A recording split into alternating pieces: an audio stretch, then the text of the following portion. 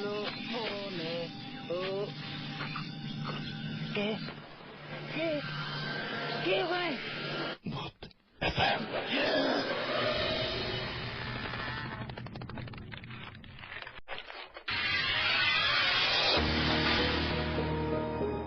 Right ঘড়িতে সময় 11:59 আর শুরু হয়ে গেল ভূত এফএম।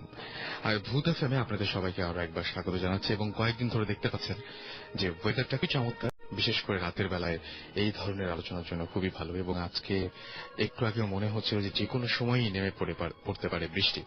নতুন একটা মাস শুরু করেছিলাম আমরা, এবং মাসটার শুরুর দিনে আমরা ভূত এফএম শুরু করলাম, এবং আজকে অলরেডি এই মুহূর্তে 2 তারিখ হয়ে গেল এপ্রিল মাসের। সুতরাং এই মাসে অনেক বেশি হ্যাপেনিং একটা মান্থ। সেটা হচ্ছে যে এখানে এই মাসে আপনাদের পহেলা বৈশাখ আমরা উদযাপন করব, আমরা বিদায় জানাবো নতুন বছরকে। এবং আমরা যে বছরটিতে ভূত এফএম, বাংলা মাসে বছরের যে বছরটিতে ভূত এফএম শুরু করেছিলাম, ইনফ্যাক্ট সেই বছরটাকে দিয়ে আরো একটা সামনের বছরের দিকে এগিয়ে যাচ্ছি ধীরে ধীরে ধীরে ধীরে। এবং আপনাদের সবাইকে এতদিন পর্যন্ত আমাদের সঙ্গে থাকার জন্য অনেক অনেক ধন্যবাদ। এবং যারা এসএমএস পাঠাতে চান তাদেরকে বলবো যে আমাদের এসএমএস পাঠানোর নিয়মটি হচ্ছে শাউট লিখে স্পেস দিয়ে আপনার নাম লিখে স্পেস দিয়ে আপনার মেজ লিখে পাঠিয়ে দিন 9840 নাম্বারে। এবং দেশে এবং দেশের বাইরে যারা আমাদেরকে রেগুলার এসএমএস করেন, ইমেল করেন, দেশে থেকে এসএমএস করে যায়, দেশের বাইরে থেকে সাধারণত ইমেল করে থাকেন, তাদের সবাইকে অনেক অনেক ধন্যবাদ জানাচ্ছি এতদিন পর্যন্ত আমাদের সঙ্গে থাকার জন্য। এবং আশা করছি যে আগামীগুলোতেও আপনাদেরকে কাছেই পাবো, ঠিক যেভাবে ভূত এফএম এর পাশে আপনারা সবসময় ছিলেন। এবং ভূত এফএম নিয়ে আমাদের ভবিষ্যতে আরো অনেক বড় বড় প্ল্যান আছে, পরিকল্পনা রয়েছে। সেই পরিকল্পনাগুলো আপনাদেরকে নিয়েই। আর যে ধরনের ঘটনা আপনাদেরকে আসলে উপহার দিই, সেই ধরনের ঘটনাগুলো উপহার দেওয়া সম্ভব হয় কারণ আপনারা সেই ধরনের ঘটনাগুলো আমাদের কাছে পাঠান বলে। সো আমি চাইবো যে আরো বেশি বেশি করে আমাদের ইমেল করুন। এবং ইমেল করতে গেলে আপনারা নিজেরাই জানেন যে কোন ঘটনা ভালো কি খারাপ সেটা বোঝার একটা উপায় হচ্ছে যে এই ঘটনাটা আমাকে কেউ বললে আমার কেমন লাগতো। আমাদের ইমেল অ্যাড্রেসটি দিয়ে দিচ্ছি ভূত এফএম, BHWT ভূত FM @radiofurti.fm, RADIOFOORTI ফুর্তি, তারপরে হচ্ছে .fm। এখানে আপনারা ইচ্ছা করলে ইমেল করতে পারেন। এবং ইমেলের সাথে অবশ্যই নাম এবং ঠিকানা দেবেন, ফুল অ্যাড্রেস, মানে ফুল অ্যাড্রেস লিখবেন। এবং সে সাথে কোনো ভৌতিক ফোন নাম্বার না, অরিজিনাল ফোন নাম্বার দিবেন যেটা আপনি ব্যবহার করেন, এরকম একটা ফোন নাম্বার অবশ্যই আমাদেরকে দেবেন। রাইট, আমরা বেশ কিছু এসএমএস পেয়ে গেছি, তবে এসএমএস পাওয়ার আগে আজকে একটু ইমেল দিয়েই শুরু করি। ইমেল পড়ি। যারা বিভিন্ন সময় আমাদেরকে ইমেল পাঠার অধীর আগ্রহ নিয়ে থাকেন, যাতে কষ্ট করে ঘটনাটা লিখলাম, নিশ্চয়ই ইমেলটা পড়া হবে। আচ্ছা, এই ইমেলটা পেয়েছি অস্ট্রেলিয়া থেকে। আচ্ছা, তিনি লিখেছেন যে একটা এক্সপিরিয়েন্স শেয়ার করি, হয়তো, আচ্ছা তার নাম হচ্ছে, নামটা এখনো আমি, আচ্ছা নামটা পড়ছি আস্তে আস্তে। এক্সপিরিয়েন্স শেয়ার করি, হয়তো আপনাদের ভালো লাগতে পারে। এই আজ মেলবোর্নের একটা ঘটনা শেয়ার করি। ঘটনাটা আমার একটা ফ্রেন্ডের কাছ থেকে শোনা, এবং ঘটনাটা অস্ট্রেলিয়া আর কি, মেলবোর্নে। এবং তিনি বলছেন যে লাইফের এক্সপিরিয়েন্স, এটা 2003 সালের সেপ্টেম্বরের কথা। ওই সময় আমাদের এইখানে স্প্রিং থাকে, আমরা তখন সবাই স্টুডেন্ট। তো আমার ফ্রেন্ডটা উইকেন্ডে ট্যাক্সি চালাতো। ওকে, সো অনেকে এটা করেন, এবং তিনিও তার মধ্যে একজন যিনি ট্যাক্সি চালাতেন। তো ও এক কাস্টমার নেয় সিটি থেকে, রাত তখন 2টা বাজে। কাস্টমার বলে যে সে একটা জায়গায় যাবেন, এবং সেই জায়গাটির নাম বলার সঙ্গে সঙ্গে তিনি বলে ওকে, অ্যাড্রেসটা দিয়েছে। এবং সেটা হচ্ছে রিমোট একটা এরিয়া, যে অ্যাড্রেসটা দিয়েছে সেই অ্যাড্রেসটা একটা রিমোট একটা এরিয়া, শহর থেকে বেশ একটু দূরে, বুঝতেই পারছেন। তো ওরা প্রায় ওই জায়গায় পৌঁছে গেছে, আর 10 কিলোমিটার বাকি আছে। 10 কিলোমিটার এমন কোন দূরত্ব নয়, দেশের বাইরে আপনারা জানেন। এমন সময় একটা ছোট ব্রিজ পার হতে হবে। ঠিক এই সময় গাড়ির সামনে হঠাৎ করে যে ঘটনাটা ঘটে, এটা হচ্ছে একদমই দুজন প্রস্তুত ছিলেন না, গাড়িটা তবে চলছিল। ব্রিজে ওঠা মাত্র দেখা গেল যে একটা মেয়ে লাফ দিয়ে গাড়ির সামনে এসে পড়ল। মেয়েটা ওয়েডিং গাউন পরা ছিল, এবং যে কিনা গাড়িকে, মানে একদম গাড়িকে সজোরে ধাক্কা দিয়েছে, এরকম একটা অবস্থা হলো। Like when you hit something, তখন যদি এরকম কারে যদি হিট করে তাহলে যেটা হয় সেটা একদম বোঝা যায়, শব্দ হয়, একটা ঝাঁকুনি লাগে, তাই না? এবং এজন্য ও গাড়িটার সাথে সাথে স্টপ করে দেয়, যেহেতু সামনে এসে পড়ে। এবং এরকম একটা ঘটনা ঘটলে নিশ্চয়ই যে কেউ যেটা করবে, প্রথমে পাটা গিয়ার থেকে উঠে গিয়ে এক্সেলেটর থেকে আসলে যেটা হবে সেটা হচ্ছে যে এক্সেলেটর থেকে উঠে গিয়ে প্রথমে ব্রেকে পাটা পড়বে, তাই না? সো সেটাই হয়েছিল আর কি। এবং বাট ও প্যাসেঞ্জার বলে যে don't stop your car, just go ahead এবং ইটস নাথিং বারবার করে এটাই বলছিল যে আইল টেল ইউ লেটার যে কি হয়েছে আসলে। বাট প্যাসেঞ্জারের কথা না শুনে গাড়ি যেটা সে করে সেটা হচ্ছে গাড়ি দাঁড় করায় এবং নেমে ওই ব্রিজের ওপর এবং চারপাশে সে দেখায় যে কি দেখে, খুঁজে বের করার চেষ্টা করে যে কি তাকে হিট করলো, গাড়ির সামনে কি পড়েছিল।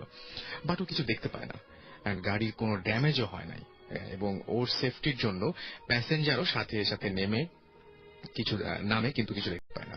ওরা আবার স্টার্ট করে অ্যান্ড প্যাসেঞ্জারকে নামায়। দেন প্যাসেঞ্জার ওকে স্টোরিটা জানিয়ে দেয় যে সে বলে যে এখানে প্রায় এরকম হয় এবং এখান দিয়ে যারা যায় তারা মাঝে মাঝে এই ঘটনাটা ফেস করে এবং যারা জানে তারা কেউ কখনো গাড়িটা এখানে থামায় না। সে অ্যাডভাইস দেয় যে তুমিও কখনো এখানে এরকম কোনো ঘটনা ঘটলে জাস্ট গাড়িটা থামাবো না, গাড়িটা টেনে চলে যাবে। এবং যে ঘটনাটা হয় সেটা হচ্ছে যে ওই যে মেয়েটাকে সাধারণত সবাই দেখে ওই এলাকায়, সেটা যেটা হয়েছিল যে বিয়ের দিনে মেয়েটা অ্যাক্সিডেন্টে মারা যায় এবং তারপর থেকে খুব উদ্ভট টাইপের ঘটনা ঘটে সেখানে। আমাকে ইমেলটি করেছিলেন আখতারুজ্জামান এবং তার নিকনেমও রাসেল, লাইক মি। ওকে, সো তিনি থাকেন এখন অস্ট্রেলিয়াতে এবং অস্ট্রেলিয়া থেকে ইমেলটি আমাদেরকে করেন। ফোন নাম্বার সবকিছু তিনি দিয়ে দিয়েছেন এবং তিনি বলেছেন যদি কোনো ভেরিফিকেশনের দরকার হয় তাহলে আমরা যেন তাকে কল করি বা বেটার আরো যেটা তাকে যেন ইমেল করে কোয়েশ্চেন করি। তো আপনাদের কোনো কোয়েশ্চেন থাকে এসএমএস এর মাধ্যমে, এই ঘটনা যে শুনলেন এসএমএস এর মাধ্যমে আপনারা জানতে পারেন সেটা। তবে আমি আপনাদেরকে এই ঘটনার মতো একটা ঘটনা বলবো যেটা আমার সাথে ঘটেছিল। শুধু আমার সাথে না, আমার সেদিন গাড়িতে আমরা ঢাকার বাইরে গিয়েছিলাম, পুবাইলে গিয়েছিলাম একটা কাজে এবং পুবাইল থেকে ফেরার সময় গাড়িতে আমরা অনেকজন, প্রায় 4-5 জন হবে। এই ঘটনা আমি একদম ভূত এফএম যখন শুরু করি তখন একবার বলেছি, অনেকে হয়তো মিস করেছেন তার আমি বলছি। সেটা হচ্ছে যে এরকম হয় যে আশুলিয়া দিয়ে আমরা যেহেতু ঢাকাতে তাড়াতাড়ি ফিরতে হবে এবং সবারই কাজ আছে, রাত হয়ে যাচ্ছিল, সো আমরা চেষ্টা করেছিলাম যে আশুলিয়া দিয়ে ফিরবো, ঢাকার উত্তরে না ফিরে একদম মানে এদিক দিয়ে ঢুকে আমরা বাদ দিয়ে চলে আসবো। তো এরকম চিন্তা করা হলো এবং আমরা সরাসরি গাড়িটা নিয়ে আসছিলাম এবং আশুলিয়ার কোনো এক জায়গায় আমরা, মনে হয় এটা ঠিক কোন জায়গাটা আমি মনে করতে পারছি না, তো দুপাশে এরকম পানির মতো ছিল বা ফাঁকা জায়গা ছিল, এরকম একটা জায়গা ছিল বেশ আগে। এবং হঠাৎ করে যেটা হলো যে আমরা সবাই গল্প করছি, সবাই খুব ভালোই আছি গাড়ির মধ্যে এবং গাড়ির সমস্ত কাঁচ লাগানো, ভেতরে এসি চলছে। হঠাৎ করেই বিকট একটা আওয়াজ এবং গাড়িটা হালকা একটু ঝাঁকুনি খেলো এবং মনে হলো যে জাস্ট একটা ইটো বোধহয় অত বড় হবে না, তার চাইতে বড় কিছু দিয়ে খুবই জোরে গাড়িটাকে আঘাত করলো। এবং লিটারালি যেটা হলো যে আমার পাশের যে ডোরটা ছিল সেই ডোরে মনে হলো যে এসে গাড়িটা মানে বাড়ি খেলো, গাড়িটায় ওই ইটটা বাড়ি ছিল, ইটার টুকরা, এবং খুব জোরে শব্দ হলো এবং বুঝতে পারলাম জাস্ট আওয়াজটা থেকে এবং গাড়ির কাঁপুনি থেকে বুঝতে পারলাম যে কত জোরে মারা হয়েছে। আমি সঙ্গে সঙ্গে মানে ডানে বায়ে তাকালাম গাড়ির গ্লাস দিয়ে এবং কিচ্ছু দেখতে পেলাম না, জাস্ট কিছু দেখতে পেলাম না, দেখার কথাও না। এমন না যে মানে চাইলেই আমি দেখতে পারবো, কারণ ঘুটঘুটে অন্ধকার, একদম ঘুটঘুটে অন্ধকার। তো আমার যে ড্রাইভার ছিলেন আমাদের সঙ্গে, তিনি বলতেছেন যে বারবার করে যে হ্যাঁ এটা কিছু না, এটা এরকম হয় এখানে, আসলে মনে হয় যে এরকম করে ভয়টা দেখিয়ে গাড়ি থামায়, তারপরে গাড়ি থেকে সব জিনিসপত্র নিয়ে চলে যায়, এটা মনে হয় কোনো ডাকাত এরকম কিছু একটা হবে। সুতরাং তিনি গাড়ির স্পিড মানে ভয়াবহভাবে বাড়িয়ে দেন এবং তিনি বলেন যে আমার সাথে এর আগেও এরকম বেশ কিছু হয়েছে। আমরা মাজার রোড দিয়ে ঢুকি এবং মিরপুরের কোনো একটা জায়গায় এসে আমরা গাড়িটা, ওই মাজার রোডের কোনো একটা জায়গায় এসে আমরা গাড়িটা থামাই এবং থামিয়ে তারপরে চেক করি ফার্স্ট, মানে এক টানে এসছে ওই পর্যন্ত, এবং নেমে দেখলাম যে তাড়াতাড়ি নামলাম যে জোরে বাড়িটা খেয়েছে। এবং ড্রাইভার বলছিল দেখেন দোষটা কিন্তু মানে এটা যদি আপনারা দেখলেন বলে তাই, কিন্তু যদি না হতো, আপনারা না থাকতেন, দোষ তো আমারই হতো, কারণ এই যে এত বড় একটা ইটের টুকরা দিয়ে মেরেছে। তারপরে বাইরে আমরা সবাই মিলে নামলাম এবং নেমে চেক করলাম যেখানে লেগেছিল সেখানে, এবং আশেপাশে কোথাও এক ফোঁটা কোন আঘাতের চিহ্ন বা কোনো কিছু নাই। আপনারা জানেন, কেউ ট্রাই করবেন না, বাট আপনারা জানেন যে একটা বড় ইট দিয়ে যদি গাড়ির দরজায় আপনি মারেন তাহলে কি অবস্থা হবে। একটা অবশ্যই সেই জায়গাটা অনেকটা মানে ভতে যাবে, যেটাকে বলে ট্যাপ খেয়ে যায় আর কি। সেই ট্যাপ খাওয়ার কোনো চিহ্ন ছিল না এবং একদমই পুরোপুরি গাড়িটা যেরকম ছিল সেই অবস্থাতে গাড়ির কোন রকমের কোনো ক্ষতি হয়। কথা হচ্ছে যে তাহলে সেই ঢিলটা ছুঁড়েছিল কে, আর সেই ঢিলটা এই পর্যন্ত আসলো কিভাবে, বা তাতে কিছু হলো না কেন, আই ডোন্ট নো। এই সব প্রশ্নের উত্তর আমার কাছে জানা নেই, যদি আপনাদের থাকে তাহলে অবশ্যই জানাবেন। যাই হোক, আমরা কিছু এসএমএস করে ফেলি। আর আমাদেরকে আজওয়াদ লালবাগ থেকে এসএমএস করেছেন এবং তিনি বলছেন যে আজকে এসএমএস না পড়লে আমার খবরই আছে, তিনি এসএমএস পাঠাবেন না। কিছু করার নেই, এসএমএস পড়া হয় না, বাট সবগুলো SMS পড়ার চেষ্টা করি, একে একে পড়ার চেষ্টা করি, এই ইচ্ছা তো থাকেই। আবার অনেকে চান না যে মানে যে এরকম SMS করতে, বাট আমি বলবো যে সত্যি যদি নাও পড়া হয়ে থাকে আপনাদের SMS বা আপনাদের কিছু SMS গুলো দেখা হয় যখন, তখন আমরা বুঝতে পারি যে হ্যাঁ এতগুলো মানুষ আপনারা ছিলেন আমাদের সঙ্গে, এবং সেই SMS গুলো থেকে আমরা আলাদা করতে পারি, কার কি সমস্যা জানতে পারি, কে কি মানে অ্যাডভাইস করছেন সেই অ্যাডভাইস গুলো জানতে পারি। সো SMS করবেন, অবশ্যই করবেন। মাইকেল লিখেছেন যে তিনি প্রতি সপ্তাহেই ভূত FM শোনেন, বাট সেটা হচ্ছে যে SMS করেন, SMS পড়া হয় না। এই একই অভিযোগ মাইকেল, সরি, এটা পুরোপুরি মানে কি বলবো যে আমাদেরই ব্যর্থতা বলবো। আনাস লিখেছেন মিরপুর 2 থেকে তিনি লিখেছেন যে আমার এক ফ্রেন্ড ভূত FM এর লাস্ট 5 এপিসোড তিনি শুনতেন না, ঠিক শুরু যখন হয় তখন তিনি ঘুমিয়ে, আবার যখন শেষ হয় তখন আবার তিনি জেগে ওঠেন। আসলে আমার যেটা মনে হয়, আপনার বন্ধুকে ভালোভাবে জিজ্ঞেস করেন, ঘুমটা আসলে কোনো ভৌতিক কারণে বা অলৌকিক কারণে হয় না। যেটা হয় যে ভূত FM শুনলে বোধহয় বেশি ভয় লাগে, ওই জন্য উনি ঘুমের ভান করে পড়ে থাকেন যাতে বেশি ঘটনায় বেশি আমাকে বেশি ঘাটিও না, এরকম একটা ব্যাপার। তারপর জেগে ওঠেন, বা শুনতে মানে চান না বলেই হয়তো জোর করে সময় ঘুমিয়ে পড়েন, এরকম কিছু হতে পারে, আই ডোন্ট নো। জিৎ লিখেছেন যে সামনে HSC এক্সাম, দোয়া করবেন। ডেফিনেটলি দোয়া তো করি, এবং আশা করছি যারা ভূত FM এর সঙ্গে আছেন তারা অনেক অনেক ভালো রেজাল্ট করবেন, ভৌতিক ভালো, লৌকিক ভালো রেজাল্ট করবেন আর কি, অলৌকিক পরীক্ষা দেবেন। দিশা লিখেছেন যে আচ্ছা সেটাই, মানে সবাই একটু চেষ্টা করেন না, যদি একটা মানে কেউ আপনাকে ভাবনি তারপরে আপনি খুব ভালো রেজাল্ট করে ফেলেন, অনেক বেশি ভালো, এত ভালো করার কথাই ছিল না, বা ভূত FM যারা শোনেন তারাই সবচেয়ে ভালো রেজাল্ট করলেন, তাহলে কি হবে, এভাবে অলৌকিক একটা প্রমাণ করার সুযোগ পাবো আমরা, রাইট? নিশা লিখেছেন যে আমি নিয়মিত ভূত FM শুনি, কারণ আমার খুব ভালো লাগে এবং খুব ভয় পাই। আমরা ভয় এটা শুনে খুব ভালো লাগলো, তার মানে হচ্ছে আমরা যা করছি তাচ্ছে কিছুটা হলেও ওকে। লহমালিক উত্তরা থেকে যে ভাইয়া ভূত FM আমার অনেক প্রিয়, বাট ভাইয়া আমার একটা কোয়েশ্চেন আছে। ওকে, কোয়েশ্চেন আছে যে যাকে অতৃপ্ত আত্মা বলি তার তো কোনো অস্তিত্ব নেই, বিকজ মৃতরা যেভাবেই মরুক না কেন তারপরে আর কিছু লিখতে পারেননি, SMS-টা আসেনি। আমি বুঝতে পারছি আপনি বুঝেছেন না, আমরাও কিন্তু এটা প্রমাণ করিনি যে অতৃপ্ত আত্মারাই এরকম প্যারানর্মাল ঘটনা ঘটায়, আমি কিন্তু সেটা একবারও বলিনি, তাই না? আচ্ছা, আমাকে পূজা SMS করেছেন এবং বলেছেন যে আপনি যদি আমার SMS এবার না পড়েন আপনাকে শো করতে দিব না।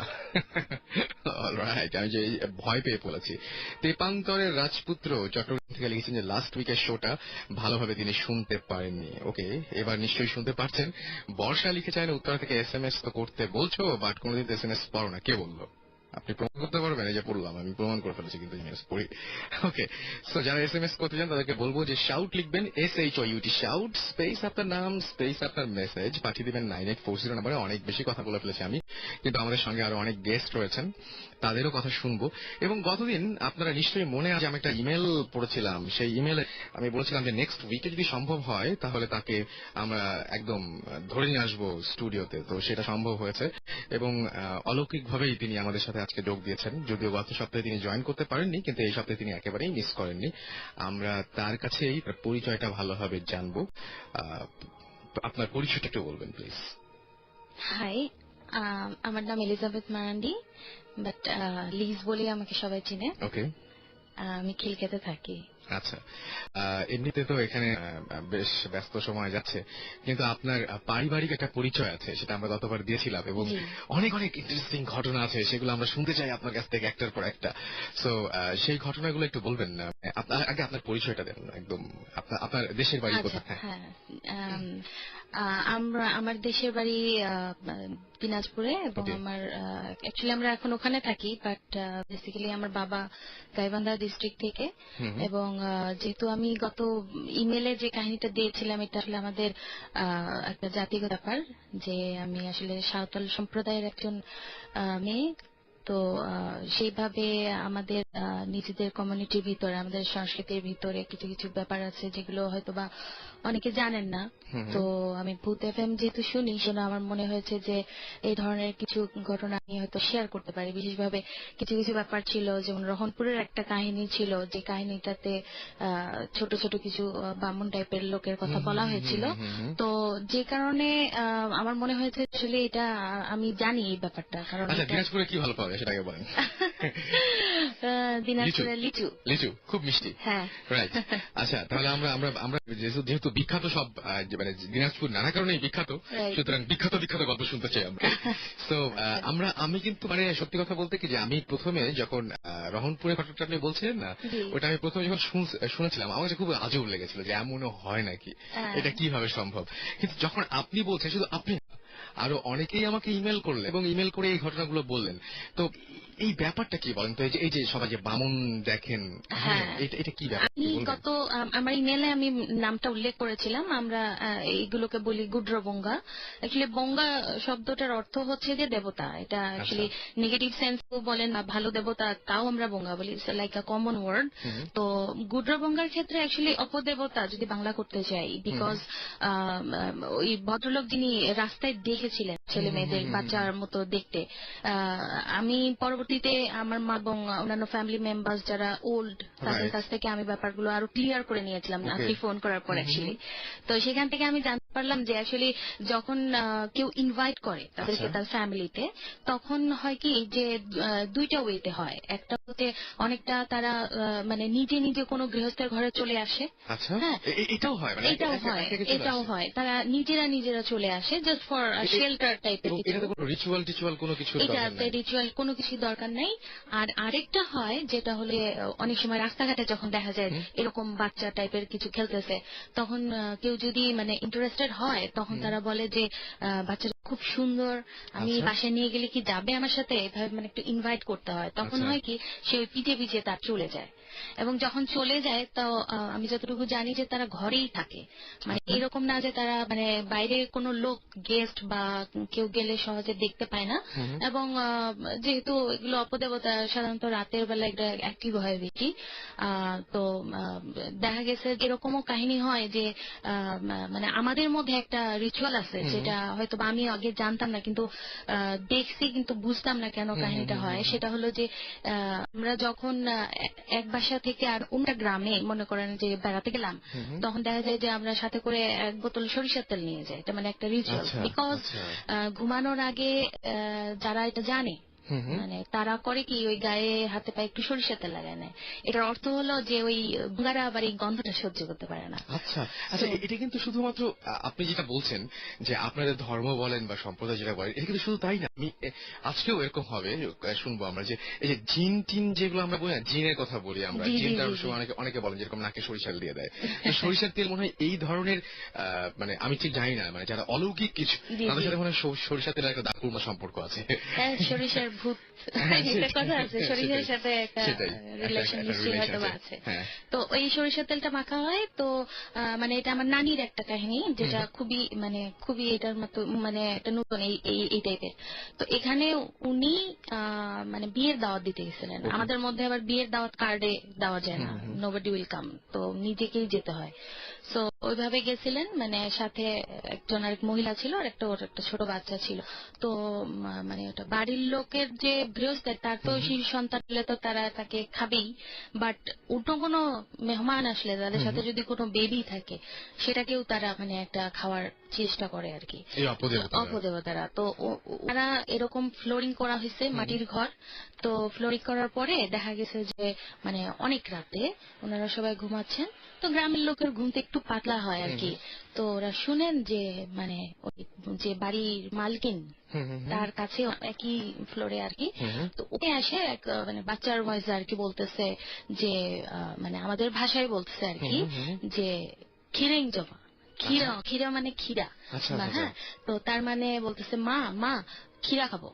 এটার অর্থ হলো মানে ক্ষীরাকে তারা সবসময় মিন করে বাচ্চা, মানে যেহেতু সাইজটা বেবিদের একটু ওরকমই, তো তারা ওইরকম করে বলতেছে। তো এই কথা শুনে তো মানে এনারা তো সব বুঝছে যে কাহিনীটা কি। তো ওই ভদ্রমহিলা যিনি আর কি বাড়ির মালকিন ছিল, উনি ধমক দিয়ে আর কি পাঠাই দিচ্ছে যে মেহমানেরা এদেরকে তুমি করতেছো কেন, যাও, একদিনের জন্য আসছে, এরকম করে ভাগাই দিছে আর কি। তো এই ঘটনাটা খুবই রিয়াল। এবং এখন আচ্ছা, এই ব্যাপারটা এই যে মানে আপনি যেটা বলছেন, আমি তার সাথে একটা জিনিস খুব জানতে ইচ্ছা করছে, যারা গৃহকর্তা থাকেন, জি জি হ্যাঁ, তারা কি এদেরকে আসলে মানে মেনটেন করতে পারেন? মেনটেন মানে কি যে কমান্ড করতে পারেন বা তাদের কন্ট্রোল করতে পারেন? হ্যাঁ অবশ্যই পারেন, কারণ এটা হচ্ছে যে কমেন্টটা কি, এরা হচ্ছে যে একা একা তো কিছু করতে পারে না, এরা তো মানে ক্ষুধার্ত হয়ে যায় খাওয়ার জন্য। তো এরা ধরেন যেটা প্যারাসিট টাইপের, কারো উপরে নির্ভর না করলে এরা কি আসলে সার্ভাইভ আচ্ছা। করতে পারে না। সো প্রতিদানে তারা ওই যে যেটা আমি বলেছিলাম যে তারা আসলে ওই অন্য গৃহস্থের বাড়ি থেকে, তো কমান্ডের ব্যাপারটা এরকম ভাবে আসে যদি ওকে বলে যে ওর বাসা থেকে তুমি আজকে আমাকে চুরি করে এনে দাও, মানে অনেক সময় শত্রুতাও থাকতে পারে। তো তখন করে কি যে ওদের কাছে ছোট ছোট মানে স্বর্ণের ছোট ছোট মানে বাটি টাইপের থাকে, ওরা করে কি দুই একটা চাল বা দুই একটা পয়সা যেটাই পায় ওইভাবে চুরি করে বাবা মার কাছে এনে দেয়।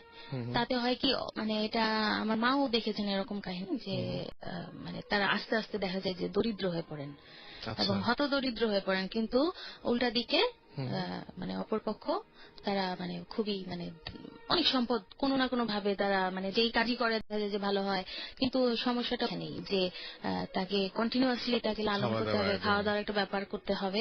হ্যাঁ ভয়ঙ্কর, খুবই ভয়ঙ্কর। এবং এটা সাধারণত দেখা যায় যে এটা এই কারণেই দেখা যায় যে অনেক জায়গায় মানুষ জানে শুনে যায় না কারণ জানে যে তার বাসায় এরকম একটা ব্যাপার আছে। হ্যাঁ তো এই খারাপ ব্যবহার করে না তাদের সাথে, মানে একটা ব্যাপার আছে আর কি। মানে আমরা যেমন আমরা নিজেরাই আমার দাদার বাড়িতে যাই না, আমার মা খুব ভয় পান এই সমস্ত ব্যাপার। আচ্ছা, আমাদেরকে রহনপুর থেকে অলরেডি একজন শুনে মানে একদম SMS পাঠিয়ে দিয়েছেন, তার নাম হচ্ছে কায়সার রহমানি। তিনি বলছেন যে রহনপুর, তিনি বলছেন যে মারানজি বামুনদের ঘটনাটা আমি পাঠিয়েছিলাম। আমার প্রশ্নটা বামুনের মানে সাইজ, আচ্ছা বামুন সাইজ কেন, মানে আর তারা এই ধরনের কেন, এটা কি জানা আছে যে এই সাইজটা বিশেষ করে হয় কেন, এটা কি জানা আছে? অ্যাকচুয়ালি ব্যাপারটা হচ্ছে যে মানে এই যে এই দেবতাদের সাইজ কার কি হবে কোনোভাবেই এটা আমরা বলতে পারি না। হ্যাঁ জিন কেন লম্বা হবে আমরা তো এটা বলতে পারবো না, ঠিক না? বাট আমরা এই কারণে গুড্রো মানে ছোট আর কি, এবং মানে এটা খুব ছোট, খুবই ছোট, আর দেখা যায় এদেরকে। আচ্ছা, এরকম কখনো হয় যে তারা হয়তো খেপে গিয়ে বা তারা হয়তো মানে নিজেরা কোনো সময় গৃহকর্তাদের বিপক্ষে গেছে বা গৃহকর্তার ক্ষতি করেছে, এরকম সম্ভাবনা বা এরকম ভয়ের ব্যাপার থাকে নাকি? এরকম ভয়ের ব্যাপার থাকে, এটাও থাকে যে যদি আপনি ঠিক মতো তাদেরকে ধরেন মেনটেন করতেছেন না। যেমন আমার নিজের দাদার ক্ষেত্রে যেটা হয়েছে যে উনি মানে যখন পরপর অনেকগুলো ছেলে মেয়ে মারা গেল, ঠিক আছে, অনেক ছেলে মেয়ে মারার পরে আমার বাবা যেটা বললেন যে একবার আমার দাদা এরকম মানা করে উনি মানে হাটে চলে গেছিলেন বা কোনো একটা কাজে, তো তারপরে উনি মানে দেখলেন যে উনি অনুমতি ছাড়াই তার একটা সন্তানকে ওইভাবে ইয়ে করা হয়েছে। তো এটা নিয়ে আর কি বাবা বললেন যে অ্যাকচুয়ালি ক্ষতি বলতে অন্য কোনো ক্ষতি ওরা করে না, কিন্তু দেখা যায় যে আপনার পরিবারের সদস্যদের উপর ক্ষতিটা করে, এটা করে, অবশ্যই করে। ওকে, সো পরিবারের এরকম ক্ষতি হয়, তার মানে এই ঘটনাটা সত্যি। আচ্ছা, একটা জিনিস সেটা হচ্ছে যে এই যে মানে আমরা যে ভূত প্রেত বা মানে অলৌকিক শক্তি যাই বলি না কেন, আমরা এক একজন এক কথা বলি। তো অনেকে আছে যে অনেকে মানে আমরা কাউকে বিশ্বাস বা অবিশ্বাস কোনো কিছু করতে বলছি না, মানে আপনার কাছে পার্সোনালি কি মনে হয় এই যে অলৌকিক কোনো জগৎ আছে কি নাই, এটা কি মনে হয়? অলৌকিক জগৎ আছে এটা আমি 100% বিশ্বাস করি। প্লাস আরেকটা বিশ্বাস করি সেটা হচ্ছে যে ব্ল্যাক ম্যাজিক, যেটা আমাদের কমিউনিটির ভিতরে আছে। আমি হয়তো আপনাকে ফোনে বলেছিলাম যে ডাইনি বিদ্যা, যেটা এখন ব্ল্যাক ম্যাজিক শোনার পর লেগেছে। ওকে, এবং তিনি হচ্ছেন আমি একজন মেরিন ইঞ্জিনিয়ার। ওকে, এবং তিনি বলছেন যে আমার প্রফেশনের জন্যই আমাকে শিপে থাকতে হয়। আমি আমার ভাই দ্বারা রেকর্ডেড আগের পর্বগুলো আছে, কিছু পর্ব তিনি শুনেছেন সেটা বলছেন, এবং তিনি বলছেন তার ভীষণ ভয় লেগেছে। তো ঘটনা ঘটে 2006 সালের মে মাসে। আমরা তখন ইন্ডিয়ান ওশানে একেবারে মাঝে ছিলাম। সো আমি তখন ইঞ্জিন ক্যাডেট হিসেবে জয়েন করি শিপের শিপের কন্ডিশন থাকার পরও ওই দিন অনেক গরম লাগছিল। আচ্ছা, এয়ার কন্ডিশন ছিল শিপের মধ্যে, তারপরে অনেক গরম লাগছিল, তাই সে রাতে পোর্ট হলে ডোর খুলে জানালা খুলে লাইট অন করে ঘুমিয়ে থাকি। রুমের দরজাটাও ওপেন করে রাখি যেন বাতাস জানালা দিয়ে ঢুকে দরজা দিয়ে বের হয়। ঘুম হঠাৎ ভেঙে যায়, চোখ খুলে দেখি রুমে লাইট অফ, অ্যান্ড কে যেন আমার গলা খুব জোরে চেপে ধরে আছে। আমি নিঃশ্বাস নিতে পারছিলাম না। বাইরে চাঁদের আলো ছিল, খুব বাতাসও আসছিল রুমে। আমি সব দেখছি, বাট হাত পা কিছুই নাড়াতে পারছি না। হঠাৎ করে মনে পড়ল যে আয়াতুল কুরসি সূরাটা পড়া যেতে পারে, এবং অনেক কষ্টে মুখে যেই উচ্চারণ করা শুরু করেছি সাথে সাথে সাথে সব ঠিক হয়ে গেল। গলা সরে গেল, গলা থেকে হাতটা মনে হয় কেউ যেন সরিয়ে ফেললো, এবং এবং দেখা গেল যে ছিটকিয়ে আমার গলা ছেড়ে দিয়ে যেন সোফাতে গিয়ে বসে। কিছুটা তিনি দেখতে পান যেটা তার গলার উপরে বা বুকের উপরে এতক্ষণ চেপেছিল, সেটা গিয়ে ছিটকে সোফার উপরে গিয়ে বসে, এবং আমি সাথে সাথে সমস্ত শক্তি ফিরে পাই। লাইট অন করে দেখি রুমে কেউ নেই। তার এতক্ষণ মনে হচ্ছিল যে একটা মানুষ তার বুকের উপরে বসে তার গলা চেপে ধরেছিল, কিন্তু যে মুহূর্তে তিনি মানে আয়াতুল কুরসি সূরাটা পড়া শুরু করলেন, সেই মুহূর্তে দেখলেন যে ছিটকে গিয়ে সেই অলৌকিক কিছুটা সোফায় গিয়ে বসলো, এবং লাইট তিনি আবার শরীরের শক্তি পাওয়া মাত্র যখন লাইট অন করলেন তখন দেখলেন যে ঘরে কোনো কিছুই নেই, বাট দরজাটা ভিতর থেকে লক করা ছিল। সাথে সাথে আমি রুম থেকে বের হয়ে আরেকজনের সাথে রুম শেয়ার করি, ওই রাতে ঘুমিয়ে পড়ি। পরদিন শিপের একজন ক্রু আমাকে বলে যে 1 বছর আগে যখন এই জায়গায় ছিল তখন একজন ইন্ডিয়ান ইঞ্জিন ক্যাডেট একই রুমে এই ঘরে গলায় ফাঁস লাগিয়ে সুইসাইড করেছিল, এবং তারপর থেকে এখানে এরকম প্যারানরমাল অনেক ঘটনা ঘটে।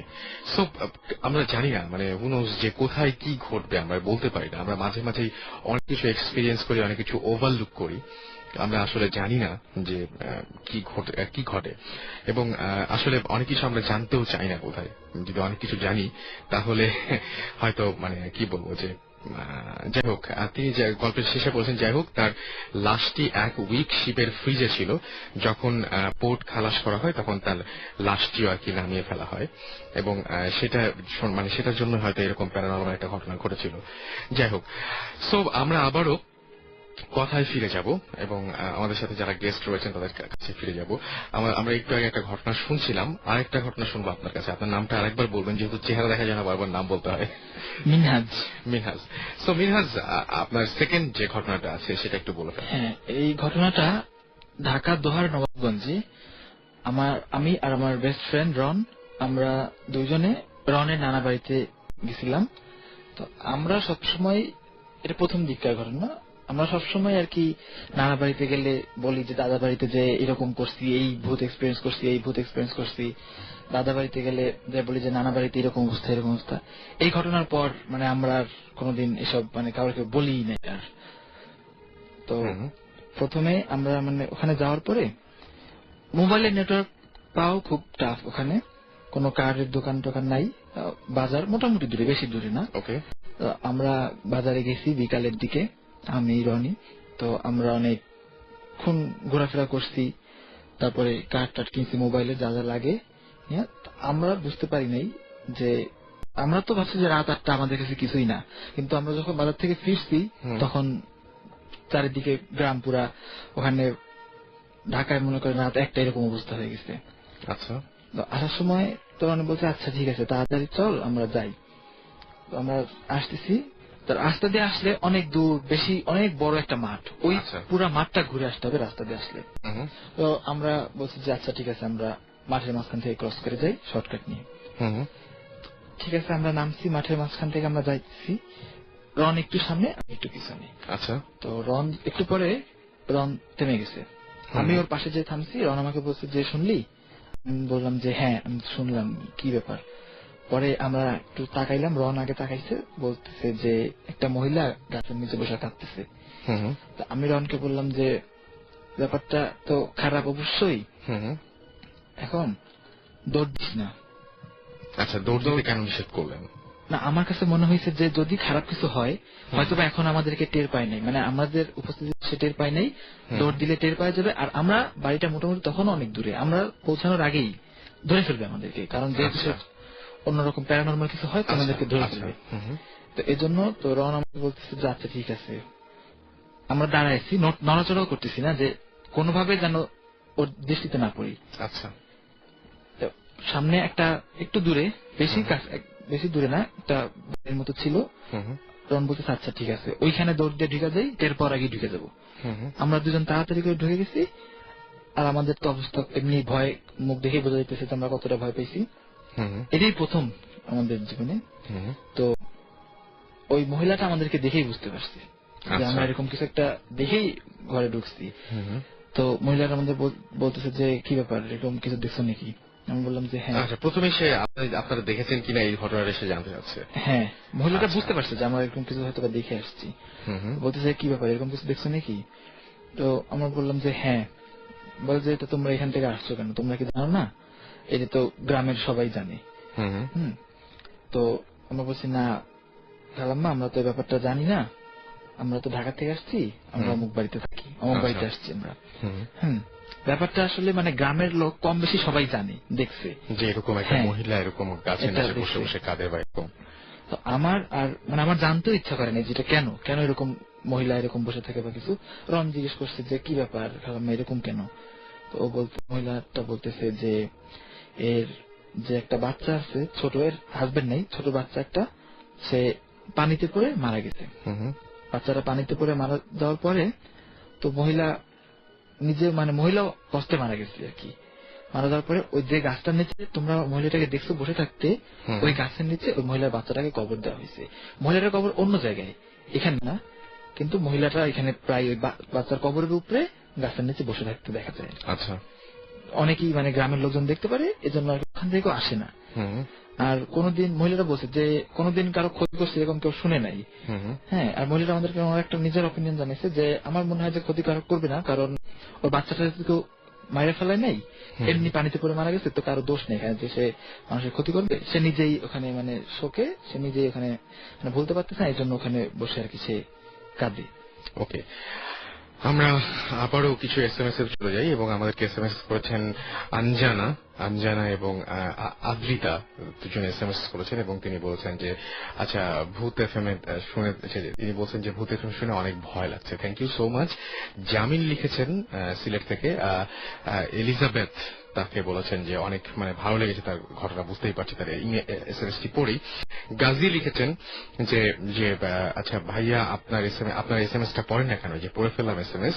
আমাদেরকে এছাড়াও মিজান রানা লিখেছেন যে তারা অনেক এনজয় করছেন, থ্যাংক ইউ সো মাচ।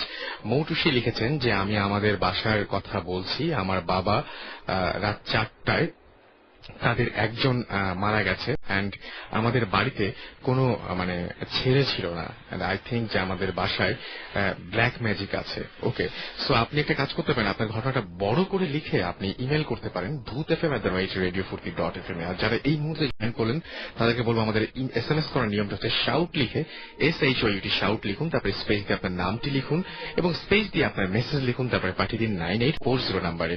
আচ্ছা, মাসুম শ্যামলী থেকে লিখেছেন আমাদেরকে যে তাদের সাথে একটা ভূত থাকে। ওকে, মানে এটা খুবই ভালো একটা ব্যাপার।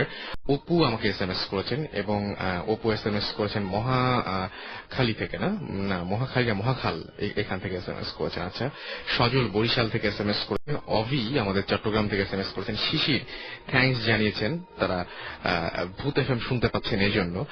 রথিন রাজশাহী থেকে SMS করেছেন আমাদেরকে, জানতে চেয়েছেন সুমন সাকিব ভাইরা কই। ওকে, আর মোস্ট ওয়ান্টেড ভূত তিনি আমাদের SMS করে বলেছেন যে ভূত স্ট্রিম কি আসবে, আজকে আসার কথা, দেখা যাক কি হয়। টুম্পা খুলনা থেকে SMS করেছেন এবং তিনি বলেছেন যে SSC এক্সাম দিচ্ছেন তারা, এক্সামের আগে ভূত FM মানে শোনাটা ঠিক হবে কিনা আমি ঠিক বুঝতে পারছি না, মানে SSC এক্সামের মাঝখানে বা মানে যাদের এক্সাম রয়েছে তাদের একটু অ্যাভয়েড করা উচিত। আচ্ছা, এছাড়া আমাদেরকে শশী সুষম SMS করেছেন, আমাদেরকে SMS করেছেন ইয়াসার, আমাদের SMS করেছেন রুহি, আমাদেরকে SMS করেছেন অনিক ভূতের বাপ, SMS করেছেন আমাদেরকে অহনা ধানমন্ডি থেকে। এছাড়া আমাদেরকে SMS করেছেন রহমান, আচ্ছা স্যাম রহমান, না স্যাম রহনপুর থেকে। ওকে, সো যারা এখন SMS পাঠাননি বা পাঠাতে চাচ্ছেন তাদেরকে বলবো যে শাউট লিখে স্পেস দিয়ে আপনার নামটি লিখে স্পেস দিয়ে আপনার মেসেজটি লিখে পাঠিয়ে দিন 9840 নাম্বারে। আমরা আবারও এলিজাবেথ আপনার কাছে চলে যাব। আপনার নিজের এমনি তো আপনি বললেন যে অনেক ঘটনা বললেন, সেই ঘটনাগুলো আরো মানে নিজের ঘটনা বলতে বলতে হয়তো আরো কিছু ঘটনা মনে আসবে, মাথায় আসবে, তখন আপনার নিশ্চয়ই শেয়ার করবেন। তো মানে এমনিতে নিজে কোনোদিন কোনো কিছু এক্সপিরিয়েন্স করেছেন এরকম কোনো কিছু?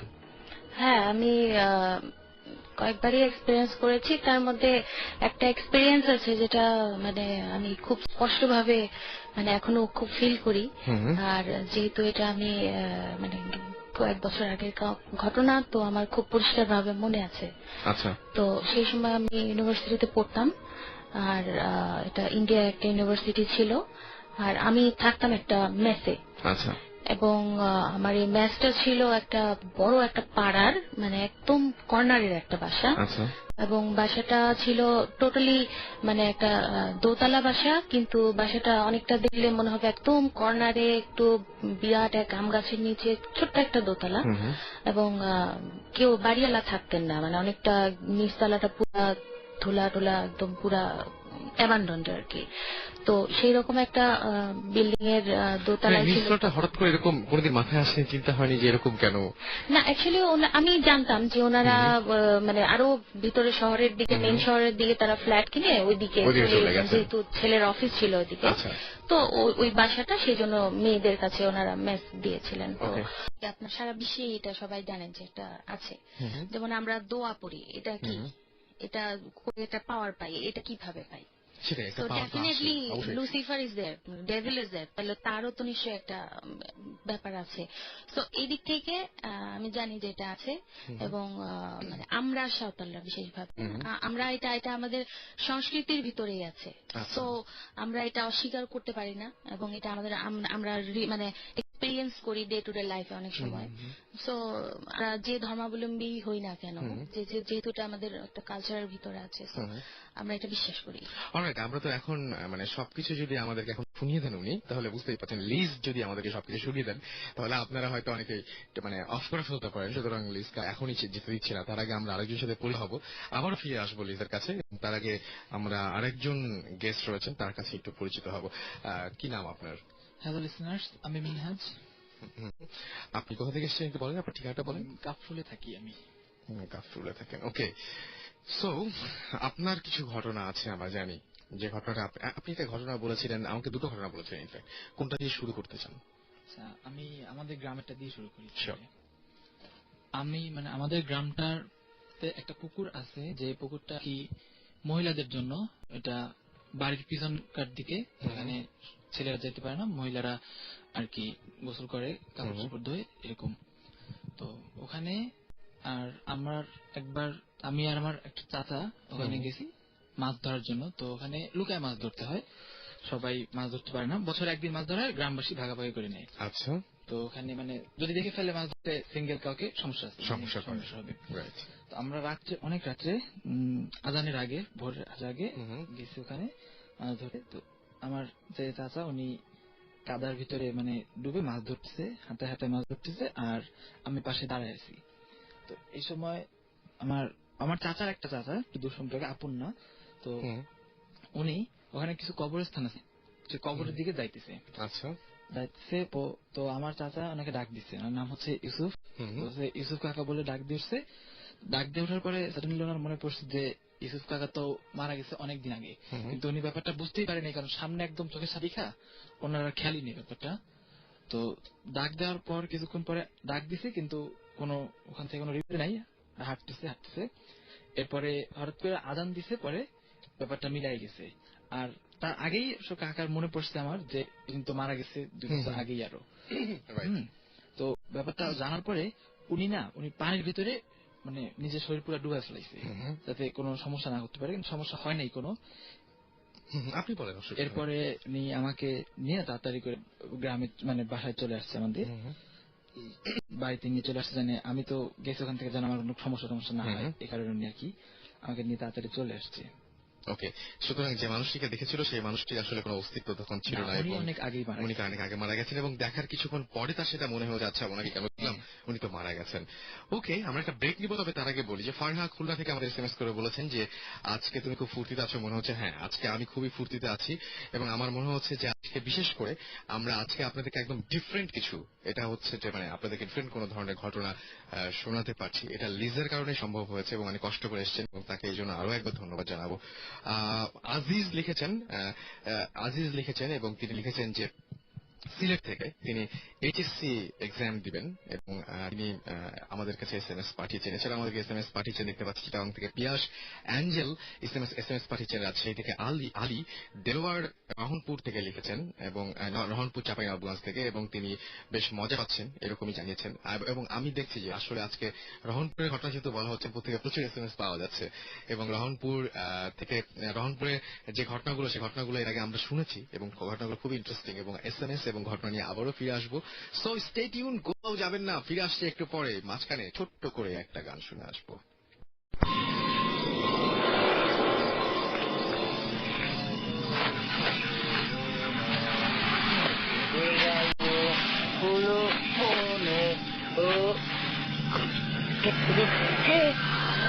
¿Qué, güey?